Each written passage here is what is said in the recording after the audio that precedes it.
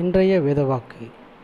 ஒருவன் இவைகளை விட்டு தன்னை சுத்திகரித்து கொண்டால் அவன் பரிசுத்தமாக்கப்பட்டதும் எஜமானுக்கு உபயோகமானதும் எந்த நற்கிரியைக்கும் ஆயத்தமாக்கப்பட்டதுமான கனத்துக்குரிய பாத்திரனாயிருப்பான். 2 தீமோத்தேயு 2:21.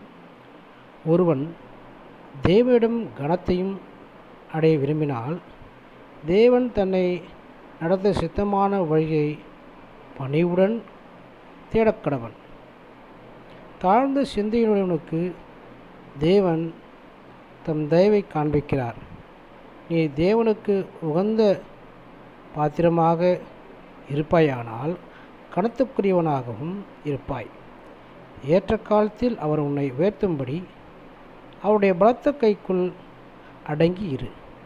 இதில் பொறுமையுடன் இருந்து உன் கைக்கு நேர்மையாக காணப்படுபவை எதுவோ அதை உன் முழு இருதயத்துடன் முழு மனதுடன் செய்.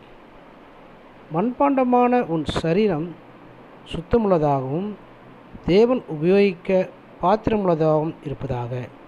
இது தேவனுடைய பார்வையில் வெளியேறப்பெற்றதாய் இருக்கிறது. மத்தேயு 20:25-28 ஆதாரங்களாக இருக்கிறது. 1 கொரிந்தியர் 6:9-20 ஆதாரங்களாக இருக்கிறது. ஆகையினாலே நாம் சுத்திகரித்து கொண்டவர்களாக தேவன் அதிகமாக பயன்படுத்தும் பாத்திரமாக நாம் காணப்பட வேண்டுமானால் பரிசுத்தமுள்ளவர்களாக நாம் காணப்பட வேண்டும். எஜமான் உபயோகப்படுத்தும் பாத்திரம் அப்படியாக நாம் இருக்க வேண்டும் என்று சொன்னால் எந்த நற்கிரியும் செய்ய ஆயத்தமுள்ளவர்களாக நாம் காணப்பட வேண்டும். நம்மை கனத்துக்குரிய பாத்திரமாக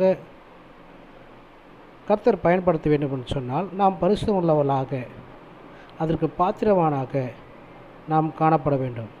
நம்முடைய வாழ்க்கையில் நம்முடைய எஜமானாகிய இயேசு கிறிஸ்து அதிகமாக நம்மை பயன்படுத்த நாமே நாம் விட்டுக் கொடுக்க வேண்டியது அவசியம். அப்படி விட்டுக் கொடுப்போம்.